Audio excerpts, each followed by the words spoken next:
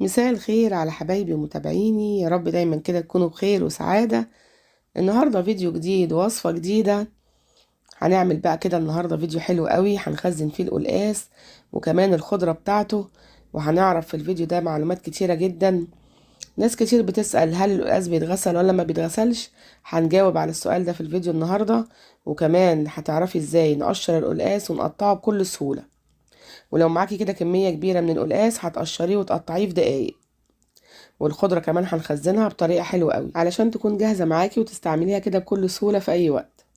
تابعيني بقى في الفيديو علشان تشوفي الطريقة، بس يلا بسرعة كده اشتركي في القناة ولايك وشير لو عجبك الفيديو. أنا معايا هنا كمية من السلق وكمية من الكزبرة، هقول لكم قد إيه. في الأول أنا باخد السلق كده وبقطفه بالشكل ده. احنا بنقطف مش بنقطع، يعني مش تجيبي سكينة وتروحي قطعاه كده الجزء مثلا العروق دي ترميها والجزء الأخضر ده تاخديه، لأ، قطفيه بالمنظر ده عشان ما يكونش فيه أي عروق. لما ممكن لو عملتيه بالعروق لما تيجي تطبخيه تبص تلاقيه فتل كده وعروق في القلقاس، دي مش حلوة خالص. والكزبرة برضو نفس النظام. اظن واضح جدا في الفيديو انا بعمل ايه. انا السلق قطفته كده، اخدت الجزء كده بتاع الورق وسبت العود اللي هو في النص. والكزبره برضو زي ما انتم شايفين انا باخد برضو الورق، باخد برضو الورقتين اللي تحت دول بقطفهم كده، وباخد الجزء اللي قدام من غير ما اخد اي عرق. زي ما انتم شايفين كده بقطف الورق كده وبسيب كل العروق ما بستخدمهاش. حلو قوي كده. انا عملت الكميه كلها اللي معايا. انا كان معايا 10 حزم سلق و10 حزم كزبره. شايفين اللون الاخضر بتاع السلق حلو قوي. لما تنقيه نقيه يكون اخضر بالشكل ده، ما يكونش مصفر كده ومش حلو. حلو قوي كده. هاخدهم بقى اغسلهم غسله كويسه كده، وحطيت بقى على الرخامه بتاعه المطبخ ملايه كده نظيفه وفرطتهم كده عليه قدام المروحه شويه كده حوالي 10 دقايق او ربع ساعه، عشان بس الميه اللي فيهم تنشف. انا مش عايزاهم يتبلوا ولا اي حاجه. وعقبال كده ما الميه اللي في الخضره تنشف هنقطع بقى القلقاس. بصوا كده انا بجيب القلقاس كده بتبقى مدوره ما بتبقاش طويله، وبيبقى فيها البذوز اللي انتوا شايفينها اللي انا بشاور عليها دي بتبقى كده قلقاسيه انتايه، بتبقى حلو قوي وبتستوي معاكي بيبقى طعمها حلو. احنا النهارده هنعمل كميه علشان نخزنها. والجزء اللي فوق ده بيبقى لونه روز كده، هتعرفي ان القلقاسيه دي هتبقى حلوه جدا. حلو كده. هنبتدي بقى ان احنا نقشر. بصي هو بيبقى فيه احجام كبيرة واحجام صغيرة، يعني في واحدة 2 كيلو ونص وفي واحدة 2 كيلو وفي واحدة حوالي كيلو. انا هعمل معاكم اكبر واحدة دلوقتي. قطعت الجزء اللي فوق والجزء اللي تحت زي ما انتوا شايفين كده. وانا معايا كده فوطين 3 كده حطاهم جنبي لونهم ابيض كده، دول مخصوصين للقلقاس. باخد بقى بقطعها كده من النص، بتبقى نصين زي ما انتوا شايفين، وبعد كده ببتدي ان انا اقطعها طرنشات، بتبقى سهلة معايا جدا في التقشير وفي التقطيع. بصوا انا قطعتها كده وقشرتها بكل سهولة. اهو شايفين بتتقشر سهل ازاي، مش عايزة اي حاجة ولا اي مجهود. القلقاس دايما لما بيبقى حجمه كبير بياخد مجهود في التقشير، بس النهاردة انا هنعمله بطريقة كده سهلة وبسيطة مش هتاخد معاكي اي مجهود. شايفين قطعته طرنشات سهل جدا وبسيط، وبقشره بقى التقشير بقى سهل جدا. بس جنبي فوطة كده بمسح السكينة مع كل تقطيعة، وكمان بمسح قطعة القلقاس اللي انا قطعتها. اهو زي ما انتوا شايفين كده. شايفين التقشير سهل جدا، وكمان التقطيع برضو هيبقى سهل جدا دلوقتي. بس اهم حاجة تكون الفوط كده موجودة جنبك. انا عاملاها مخصصة كده وشايلاها، دي بتاعة القلقاس مخصوص. اهو وبقطع بقى بحط كده شريحتين على بعض والبلانشة قدامي وبقطعهم بكل سهولة. شايفين اللون الجميل بتاع القلقاس، اللون الروز ده حلو قوي. ده هيستوي معاكي وهيبقى زي الفل. هتقطعيه كده بكل سهولة. شايفين مش عايز اي مجهود بقى. هقطع بقى الكمية كلها. انا قطعت معاكي دلوقتي الكبيرة، هكملها بقى. ودي الصغيرة بقى مش عايزة اي حاجة يا جماعة. دي بتقشريها كده زي البطاطساية، دي وزنها كيلو. شايفين بقشرها بسرعة ازاي ومش محتاجة اي مجهود في التقشير. انا حبيت اوريكي تقشير القلقاسية الكبيرة وكمان تقشير القلقاسية الصغيرة. الكبيرة زي ما قلتلك 2 كيلو ونص، والصغيرة كيلو واحد بس. اهو اتقشرت بكل سهولة ومش عايزة اي حاجة. شايفين بقى. انا دلوقتي هنضف المكان بتاعي كويس جدا، وجبت القشارة بتاعة البطاطس كده شالت لي البواقي، بعيد عليها كده زي ما انتوا شايفين بتشيل لي اي بواقي باقية من تقشير القلقاسة. حلو قوي كده. شايفينها زي الفل اهي. بس اهم حاجة جنب المنديل كده او الفوطة بتاعتي، وببتدي كده ان انا امسح كل قطعة، وكمان امسح السكينة، دي مهم جدا. وبقطعها بقى تقطع معاكي سهلة جدا. شايفين؟ طريقة سهلة وبسيطة جدا. يبقى القلقاسية لو كبيرة او صغيرة هيبقى سهل جدا. انا حبيت اجيبه احجام مختلفة عشان اوريكم الطريقة دي والطريقة دي.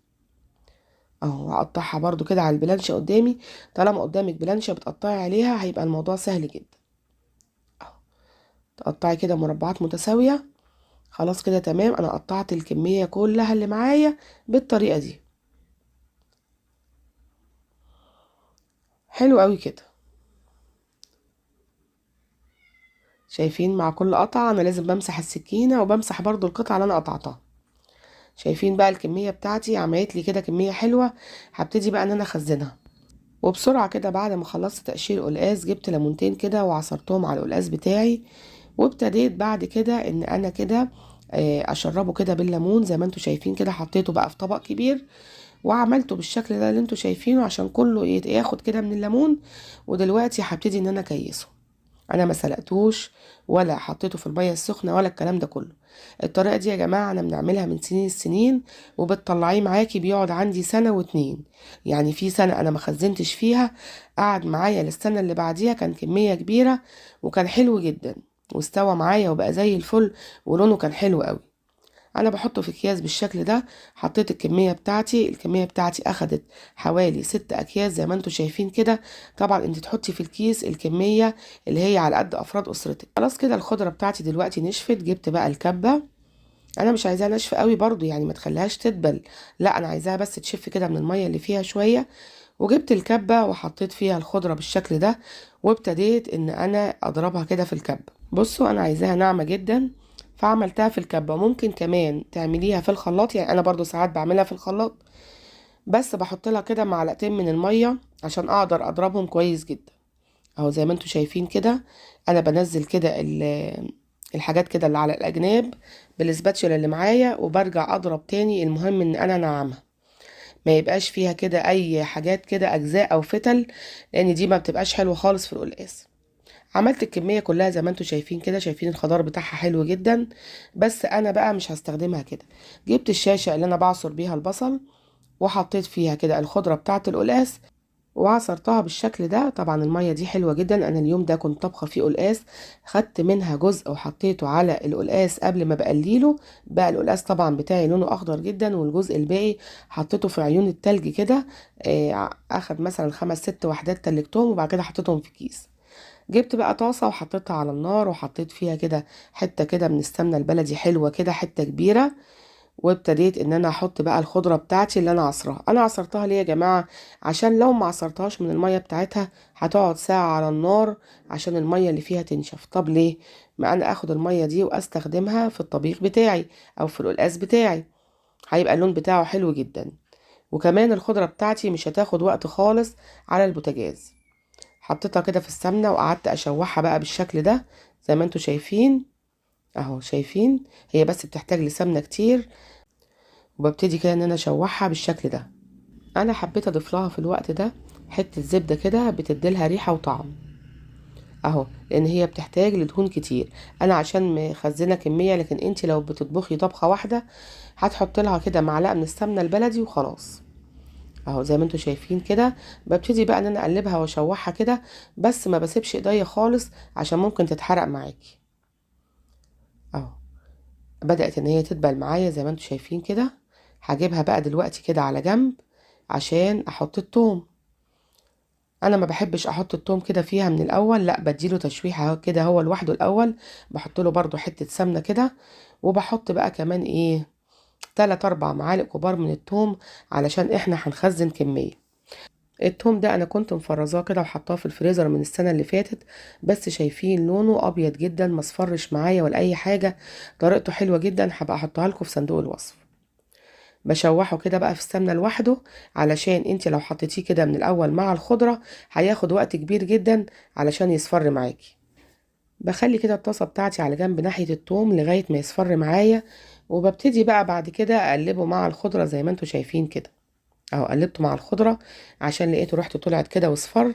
فبياخد بقى الوقت الباقي كده مع الخضره. لغاية بقى كده ما بيتشوح كويس جدا هو والخضرة. بس انا بصراحة ما بحبش ان انا اغمق الخضرة واسودها، الحتة دي انا ما بحبهاش خالص. هتخلي القلقاس بتاعك لونه غامق جدا ومسود، وانا ما بحبش كده. القلقاس بتاعي لازم يبقى لونه اخضر كده ومزهزه وحلو. انا شايفة ان في المرحلة دي كويس جدا. وطفيت النار ودلوقتي هبتدي ان انا اخزنها. سبتها كده تبرد شوية، مش عايزة اعبيها في الاكياس بتاعتي وهي سخنة. سبتها تبرد وجبت بقى الاكياس اللي هي الحجم اللي انتوا شايفينه ده. وهبتدي كده ان انا اعبي الكيس الواحد على قد الطبخة، اهو زي ما انتوا شايفين كده. هحط كده ملو معلقة وكملت بحتة كمان. يعني انا كده هجمعها كده تقريبا على قد 6 طبخات. انا الكمية دي مش بتكفيني، ده انا هجيب مرة كمان لان احنا بنحب القلقاس جدا. وهعمل مرة كمان سواء القلقاس او الخضرة. اهو شايفين، عملت 6 اكياس من القلقاس زي ما انتوا شفتوا كده. وكمان هعمل 6 اكياس من الخضرة. الخضرة اللي انا جايباها انا قلت لكم كانت تقريبا 10 حزم سلق و10 حزم كزبرة. قسمتهم على 6 اكياس زي ما انتوا شفتوا كده. ولو انتي بتطبخي طبخة واحدة، انا بستخدم حزمتين سلق وحزمتين كزبرة اهو. وبقفلها كده بقى بالشكل ده، بيبقى الكيس صغير كده زي ما انتوا شايفين. طبعا هي بتاخد شوية مجهود، بس بالطريقة اللي انا قلت لكم عليها مش هتاخد مجهود ولا اي حاجة خالص. انت كده تعملي يوم كده لتخزين القلقاس، تقطعيه وتفرزيه وتعمليه بالطريقة اللي انا قلته لك، مش هياخد منك وقت خالص. وبرده الخضرة تعمليها بالشكل ده. ولو ما عندكيش الاكياس الصغيرة مفيش اي مشكلة، انا جبت كيس عادي جدا اللي هو بتاع التلاجة اللي احنا عارفينه، اهو الحجم اللي انتوا شايفينه ده. وببتدي كده احط الخضرة بتاعتي واقسمها بقى، هقول لكم اقسمها ازاي. اهو بجمعها كده وببططها على قد ما بقدر. وبعد كده بقسمها بظهر السكينة اهو. قسمتها ل4 زي ما كنت حاطة في الاكياس الصغيرة. كل ربع هيتحط على طبخة. الطبخة دي يا جماعة يعني مثلا لو 1.5 كيلو او 2 كيلو هتقضيها وهتبقى حلوة قوي. على فكرة التوقيت اللي احنا فيه ده هو ده الوقت بتاع تخزين القلقاس. الحقي هاتي القلقاس بتاعك وخزنيه، لان هو في التوقيت ده بيستوي وبيبقى حلو جدا. لو جبتيه في الصيف مش هيبقى حلو خالص ومش هيستوي معاكي. الكيس الواحد زي ما انتوا شايفين كده ينفع حلو قوي قوي لطبخة.